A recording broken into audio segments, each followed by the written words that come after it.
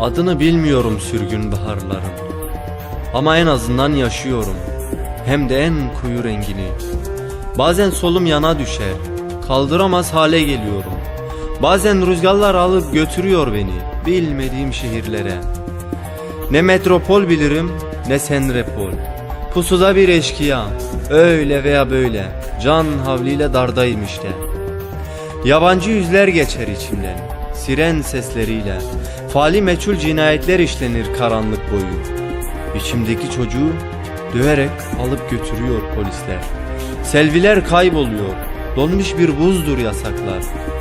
Çıplak ve keskin dişlerden narincik sevdalar. Ve üşümeye başlar gözlerim. Pütür pütür esen rüzgarlarla yırtılırım yaprak yaprak. Zincire vururlar, sonra sığdırırlar karanlığın bağrına. Ve başlar ayrılık türküleri. Issız yerlerde mırıldar dilim. Ağlamaya erken başlarım. Erken tanışırım öfkelerle. Haberin olsun, bir mülteciyim, tüm mülteciler gibi dardayım. Bir sürgünüm, tüm sürgünler gibi zordayım. Başımda bela, bilinmeyen yollardayım. Sürgün bir yolcuyum, adres bilmem, yüz tanımam. Boynumda bela, dosyam ise hayli kaba. Anlamıyorum artık bu tren beni nereye götürüyor? Böyle anlayış mı olur?